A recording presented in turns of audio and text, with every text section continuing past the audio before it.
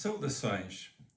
Na secção anterior refletimos sobre o Evangelho e a necessidade do ser humano responder ao convite que lhe é feito à salvação e que está contido neste mesmo Evangelho. Nesta secção do estudo, o Evangelho, o pecador e o resgate, vamos refletir sobre o que a Bíblia explica acerca do pecador e do pecado. O que significa ser pecador? A esta pergunta há as mais variadas respostas. Uns dizem que ser pecador é a pessoa que faz o mal. Outros dizem que é a pessoa que sabe fazer o bem, mas que não o faz. Qualquer uma destas respostas tem o seu mérito, mas não se encaixa adequadamente com aquilo que a Bíblia diz acerca deste tópico, o pecado e o pecador. Dada a importância deste assunto, não basta classificar o pecador como pessoa imoral. Aos olhos de Deus, as implicações do pecado são enormes e têm impacto determinante no destino eterno de cada pessoa. Por isso é bom conhecer a revelação do Evangelho e o que está explicado na Bíblia sobre o pecador e como este pode receber o perdão dos seus pecados e usufruir da redenção que há em Jesus. Vamos agora ouvir parte de uma gravação feita ao vivo de uma meditação sobre este tópico, o pecador e o pecado. O pecador, o pecado. O Evangelho é a mensagem divina para o pecador. É importante, neste ponto, considerar as implicações do pecado e porque é que o pecador necessita de ouvir o Evangelho. É que, ouvindo só o Evangelho com boas notícias, realmente é excelente, mas se a pessoa também não sabe que é pecador, também não compreende a razão do Evangelho. Vamos ver qual é a implicação do pecado. A palavra pecar, na sua origem, significa não atingir o alvo. Em termos bíblicos, a palavra pecador refere-se à pessoa que não tem parte com Deus por ter errado. Perdeu por ter errado. Por ter pecado, o ser humano ficou culpado por não ter mantido a sua pureza e inocência com que foi criado. No jardim do Éden, Deus passeava pelo jardim e tinha comunhão com Adão e Eva, mas quando entrou o pecado, eles tiveram que sair do jardim do Éden. E o pecado faz isso, o pecado separa. A Bíblia diz que o ser humano foi criado à imagem e semelhança de Deus. Gênesis 1, 26. Deus disse, façamos o homem à nossa imagem e semelhança. Isso significa que o ser humano vem de Deus e que na sua origem o ser humano representava Deus. A sua imagem, a sua semelhança. Se nós estivéssemos lá de visita no jardim do Éden, quando o ser humano foi criado, nós iríamos ver está ali Adão. Ele faz-me lembrar de Deus. Eu olho para Adão e Eva, há ali qualquer coisa na vida deles que me faz lembrar de Deus, parece com Deus. Mas quando entrou o pecado, deixou de haver essa característica. Como é que aconteceu? Como é que a pessoa veio a ser pecador? Vamos ver Atos 17, 29. Paulo está em Atenas, está a ter um diálogo com alguns filósofos daquele tempo e ele citou o que um dos seus poetas tinha dito e depois até usou isso no seu discurso. Atos 17, 29. Está Paulo a falar com eles. E então ele diz, sendo nós, pois, geração de Deus, não havemos de cuidar que a divindade seja semelhante ao ouro, ou à prata, ou à pedra esculpida por artifício e imaginação dos homens. Sucede que em Atenas havia muito ídolo, muita estátua, muita idolatria. E Paulo disse, eu estou a ver que vocês são muito supersticiosos. É que há um Deus para tudo e mais alguma coisa. Até para o Deus desconhecido, diz Paulo. E então Paulo usou uma poesia de um dos poetas gregos que fazia referência ao ser humano ser geração de Deus. E Paulo disse, nós realmente somos geração de Deus. E a palavra geração tem a ver com vir, portanto com nascimento, vir de Deus. Ele diz, nós somos isso, de facto. Porém, não é como vocês estão a querer fazer de Deus uma estátua ou tentar representar Deus consoante a imaginação das pessoas. Isso é idolatria. Não há estátua nem imagem ou qualquer representação feita pelo ser humano que possa ter características divinas. Não há ouro, não há prata, nem pedra esculpida, por muito bonito que seja a arte, que possa representar Deus. As obras feitas pelo ser humano não têm e não são alma vivente, não têm capacidade de decisão e por isso não são agentes morais. Uma coisa que é feita de madeira não tem sentimentos, não tem forma de responder. Vamos ler Salmo 115, versículos 4 a 8. O Salmo 115, versículo 4 a 8 diz: os ídolos deles são prata e ouro, obra das mãos dos homens. Têm boca, mas não falam, têm olhos, mas não têm ouvidos, mas não ouvem. Nariz têm, mas não cheiram. Têm mãos, mas não apalpam, têm pés, mas não andam. Nem som algum sai da sua garganta. Tornem semelhante a eles os que os fazem, todos os que neles confiam. É o que acontece quando as pessoas fazem os seus ídolos, quando fazem os seus deuses à maneira da sua imaginação. Pode ser uma obra de arte muito bonita, mas nunca deve ser mais do que isso, uma obra de arte. Mas não representa em nada Deus, porque não tem alma. A obra dos homens não tem alma, não tem capacidade de decisão, não tem forma de assumir responsabilidade. Porque não tem, é uma criação. E o apóstolo Paulo diz: vocês estão a criar Deus à vossa maneira. E realmente é o que o ser humano tem feito. Criam um conceito acerca da divindade, como é que é Deus, e esse é o Deus que seguem, um Deus fabricado, ou construído, ou gerado na sua imaginação. Paulo diz: as pessoas é que são geradas por Deus. O ser humano foi feito por Deus e tem em si as características que são segundo a imagem e semelhança de Deus. E sendo geração de Deus, implica que temos consciência de Deus e por isso temos conhecimento de Deus. Eu achei isto tão interessante. Quando a pessoa tem consciência de Deus, já tem algum conhecimento acerca de Deus. E Paulo acrescenta: o que Deus pode se conhecer está dentro deles. É que se há uma manifestação de Deus dentro da pessoa, o ser humano deve reconhecer essa manifestação. Quando há um pensamento acerca de Deus, pode ser alguém que não tenha sido criado num ambiente religioso, talvez nunca tenha ido à igreja, mas há sempre uma forma dessa pessoa pensar: há algo além de mim. Há um poder, há uma força, que eu não sei explicar, mas há algo. Paulo diz: isso é a manifestação de Deus dentro de cada pessoa. Porque o que de Deus se pode conhecer, diz o apóstolo Paulo, neles se manifesta, diz o versículo 19. Manifesta-se nas pessoas.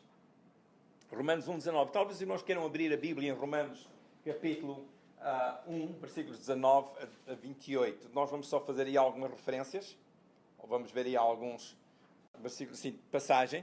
Mas é interessante essa passagem onde Paulo fala sobre a prática de outros deuses, ou seguirem Deus à sua maneira, e até práticas em que eles se metiam e queriam justificar isso.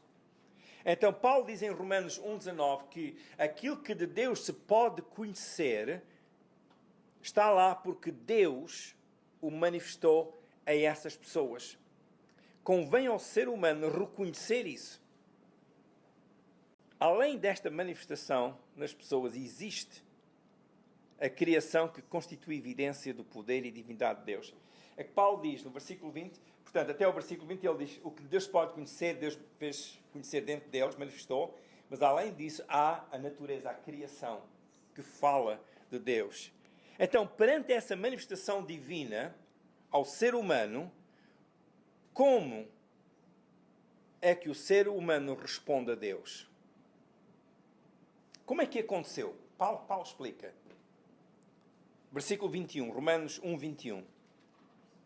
Porquanto, tendo conhecido a Deus, não o glorificaram como Deus, nem lhe deram graças, antes em seus discursos se desvaneceram e o seu coração insensato se obscureceu. Tendo conhecido Deus, não o glorificaram como Deus. Criaram as suas estátuas, a sua idolatria, ou as suas práticas, até os seus próprios discursos, os seus próprios a sua própria sabedoria. Eles desvaneceram nisso, eles perderam-se nesses discursos deles. E ficou escuro o seu raciocínio. O ser humano, pela sua imaginação, pelo seu próprio raciocínio e pelos seus atos, afastou-se de Deus, ficando assim corrompido. Em outras palavras, o ser humano deixou de seguir os propósitos de Deus e por isso ficou aquém da glória de Deus. Todos pecaram, destituídos estão da glória de Deus, perderam a glória de Deus.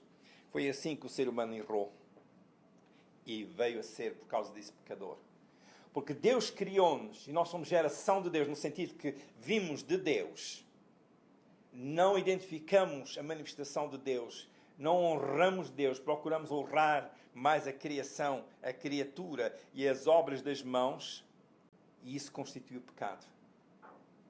Como é que entrou o pecado no mundo? Começou quando as pessoas optaram por ouvir outra voz e pôr de parte a voz de Deus, não reconhecer Deus. Qual é então a natureza do ser humano? Qual o efeito do pecado? O que é que aconteceu no ser humano, na sua natureza, quando o pecado entrou? O ser humano corrompeu-se e, em consequência, o pecado alcançou residência no seu espírito, na sua alma, no corpo do ser humano. E por ter conscientemente enveredado por caminhos não concebidos por Deus, e por ter feito obras que não foram preparadas por Deus, o ser humano ficou inexcusável e entregue ao seu sentimento perverso, como diz o versículo 28. Deixou Deus, segue o seu próprio caminho. A Bíblia diz em Efésios que nós somos salvos pela graça, Efésios 2:10, criados em Cristo Jesus, ou feitura sua, criados em Cristo Jesus para as obras que Deus preparou para nós, para que andássemos nelas. Deus preparou obras para andarmos nelas, mas por causa do pecado, deixamos de andar nessas obras que Deus preparou. Adão teve que sair do jardim do Éden, já não pôde fazer as obras de Deus. Então, aquilo que o ser humano faz, as suas ideias, os seus discursos, os seus caminhos e as obras que ele faz, não são as obras de Deus. E isso é pecado. É errar o alvo. Porque Deus diz ao ser humano, eu não te criei para fazeres isso, eu não te fiz para ser dessa forma. Tu perdeste isso, quiseste isso. Isso é pecado. Esse é o efeito do pecado na pessoa. Separação de Deus. Falta de aprovação de Deus. Deus não aprova essa conduta. Porque Deus diz, eu não te fiz para seres assim. Mas tu quiseste seguir esse caminho. Até o teu próprio entendimento ficou obscurecido. O que tu pensas, o teu raciocínio, aquilo que tu fazes, não tem nada a ver com aquilo que eu pus em ti quando te criei. Isso é o efeito do pecado. A Bíblia afirma que todos pecaram, não há um justo, nem há um sequer. Alguém pode dizer, olha, eu sou pecador, mas aquele ali é mais pecador do que eu. Alguém pode dizer que há pessoas que tenham feito piores coisas do que essa própria pessoa que diz assim. Eu vou dizer aos irmãos, para Deus, pecado é pecado. E tanto é horrível aos olhos de Deus um pecado pequeno como é um pecado grande. Porque é pecado. Deus diz, eu não te fiz para fazeres assim. Seja uma coisa pequena, talvez até insignificante, mas desde que sacrifique o princípio da razão por Deus ter criado o ser humano, já é pecado. O pecado é uma coisa séria. Não há um justo, nem um sequer. Vamos ver Romanos, capítulo 3, versículos 10, 12 e 23. 10, 11 e 12 e 23. Romanos 3. Como está escrito, não há um justo, nem um sequer. Não há ninguém que entenda. Não há ninguém que busque Deus. Porquê é que não há quem entenda? Porque seguiram os seus caminhos. O seu próprio raciocínio. Por isso não entendem. Não há ninguém que busque Deus. Todos se extraviaram e juntamente se fizeram inúteis. Não há quem faça o bem. Não há nenhum só. São inúteis porquê? Porque não estão a fazer as obras de Deus. Estão a fazer outras obras, mas não aquilo segundo o propósito de Deus. Porque todos pecaram e destituídos estão da glória de Deus. O pecado escraviza as pessoas aos caminhos do mal e ao mesmo tempo impede ao ser humano ter comunhão com Deus. É que os tentáculos espirituais do pecado são de tal força e inspiração que as obras do ser humano, que está debaixo da influência do pecado, são manchadas pelo pecado. O pecado tem muitos braços e usa todos esses. Cada braço tem aquelas ventosas como tem o polvo, os seus tentáculos, e prende. E quando a pessoa está presa pelos seus tentáculos, é como estes filmes do Matrix, que estão ligados a um computador, enfia-se lá e a pessoa pode ler tudo que está no computador e há esta influência, eles podem pôr programas na pessoa. Isto agora é ficção científica, mas de certo modo é o que acontece com o pecado. A influência do pecado é de tal ordem que influencia a pessoa em todo o seu ser. O pecado, então, mantém a pessoa separada de Deus. Por causa do pecado é que os pecadores não podem um dia estar no céu com Deus. Por causa do pecado, todas as pessoas estão em estado de condenados por toda a eternidade. Estão a ver porque é que é preciso o Evangelho? Porque há um povo em grande necessidade, o povo que Deus criou, o ser humano, que Deus criou e está separado de Deus. Por isso precisam de ouvir o Evangelho.